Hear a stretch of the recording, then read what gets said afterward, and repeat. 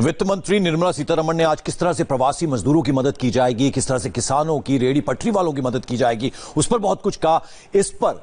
उत्तर प्रदेश के मुख्यमंत्री योगी आदित्यनाथ कुछ कह रहे हैं, आइए सुनते हैं। रुपए की बनती है, इसमें जो एक छूट की व्यवस्था समय के अनुरूप देने के लिए कार्रवाई प्रारंभ की गई है, खासतौर पर मोराटोरियम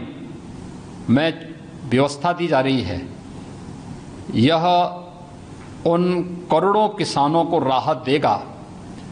जो किसान इस समय इसकी आवश्यकता को महसूस कर रहा है। फेरी नीति से आच्छादित होने वाला ठेला, खोमचा, रेहड़ी पटरी व्यवसायी जिस पे मार पड़ी है, ये डेली कमाने वाला वर्ग है। हम लोगों ने उत्तर प्रदेश में पहले ही इन सब को आच्छादित करके खाद्यान्न के साथ साथ इन्हें भरण पोषण भत्ता देने की व्यवस्था की, और मैं आभारी हूं कि आज इन सब को इस पैकेज के दायरे में ला करके इन्हें 10,000 रुपये तक का लोन देने की, आसान किस्तों में लोन देने की व्यवस्था इस पैकेज में देने का कार्य हुआ है। देश का लगभग 4 करोड़ यह ठेला और पटरी व्यवसायी इससे लाभान्वित होगा, और कोरोना संकट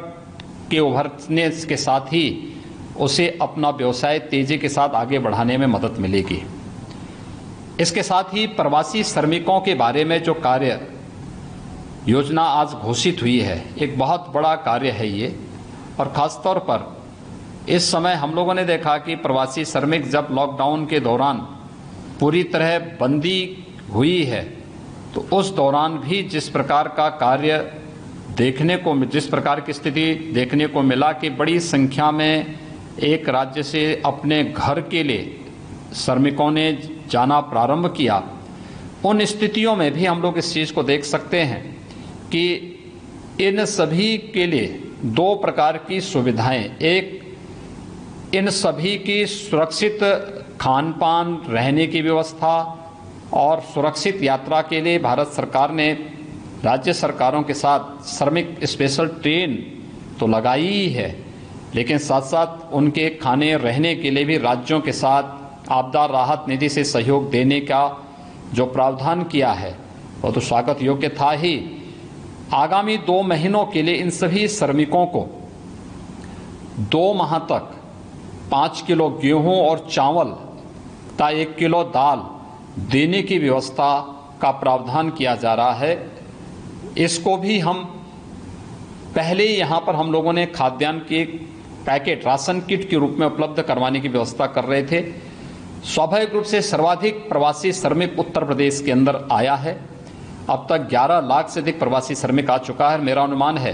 कि आगामी 1 सप्ताह में ये बढ़कर के 20 से 20 लाख से ऊपर जाएगी।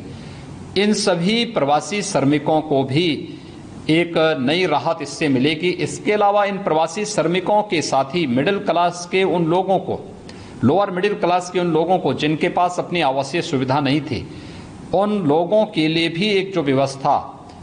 तय की जा रही है कि इनको सस्ते में किराए पे मकान मिल सके या इनके पास अपने मकान हो सकें,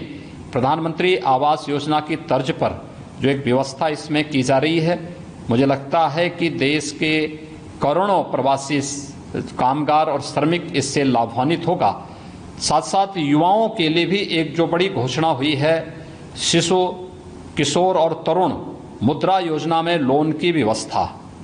एक बड़ा पैकेज इसमें युवाओं के लिए नया स्टार्टअप स्थापित करने और नए सिरे से आत्मनिर्भर भारत, एक स्वावलंबी भारत निर्माण की दिशा में,